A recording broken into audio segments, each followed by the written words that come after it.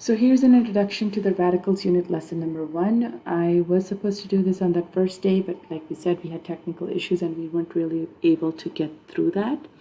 So there's really brief little introductions to the lesson 1, and hopefully I'll do some up for also adding and subtracting.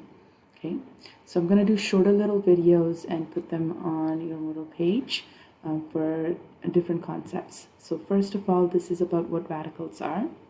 I'm sure you guys know this. When you see a symbol that looks like this that says square root of 4, what does that mean? Well, in English it means what number multiplies itself 2 times equals to 4. Where did we get that 2? There's an invisible 2 for index. This is called an index, right? So if what number will multiply itself 2 times to give you 4? Well, you would say, well, that is 2, because 2 times 2 is 4. So the answer to this question in math symbols, the square root of 4 is 2. There's also this negative 2 times also negative 2, which will also give you 4. So there's actually 2 answers to this, but we will be using this first one. It's called the principal square root.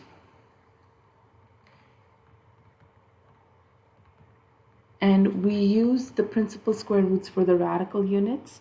It's because, as later on you will see when we're adding and subtracting radicals, if we try to put both of them in there, it will become very difficult to be able to determine how to add, subtract, multiply, or divide them. So even though in mathematically there are technically 2 right answers, for this unit we will be addressing only one of them. Okay. In the same way, if we look at the cube root of a number, so in this case the index is 3 and the radicand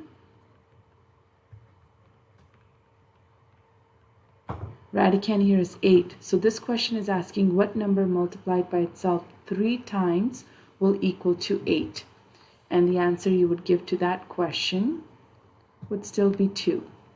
Here the answer can't be negative 2 mathematically either though, so it only happens for the even roots. So think about it. 2 times 2 times 2 is 8. Negative 2 doesn't work because negative 2 times 3 times will give you negative 8, not positive 8. So there is only one answer to this question.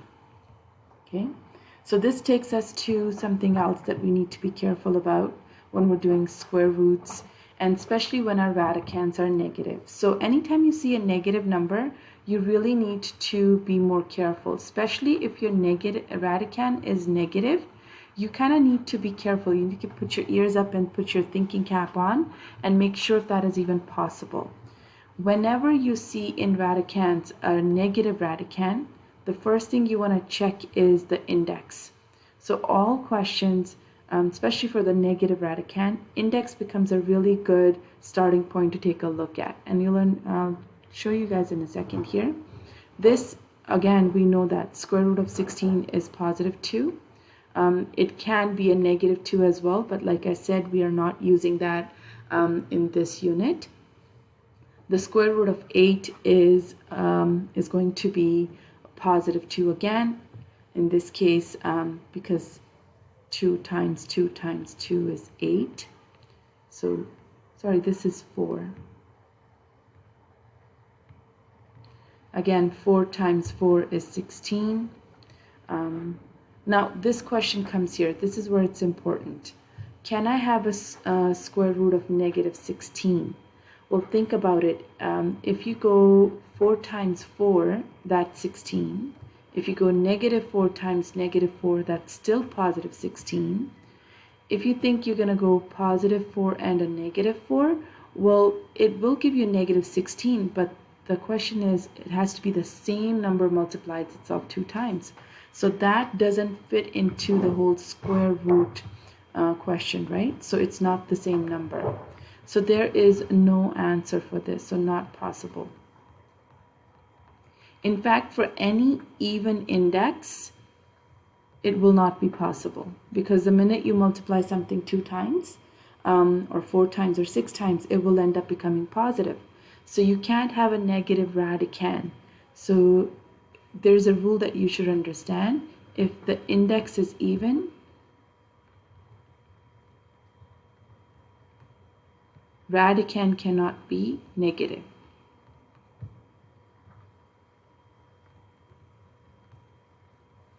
I know some of you guys already know this, but just in case you forgot, I wanted to remind you that. Is it possible to have index to be odd and the radicand to be negative? Let's see. This is possible because 3 times, if I multiply the negative 2, it does give me a negative 8. So anytime you have an odd index, the radicand can be negative. So that is possible. Okay, so keep that in mind. I just wanted to remind you in that the book doesn't quite explain that really well in there.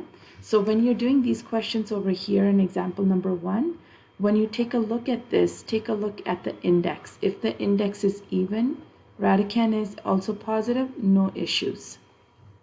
Radicand is negative. That's, remember I said, the minute the radicand is negative, check your index. If it is even, like it is a 2 here, this is not possible. Radicand is negative, okay, check your index. Oh, index is odd, that's okay, no problem there. We can get an answer. That will be a negative 4 because negative 4 times negative 4 and then another negative 4 will give you negative 64. So that is possible. So I just wanted to show you these. I'm sure you can watch the rest of these on the Moodle lesson as well.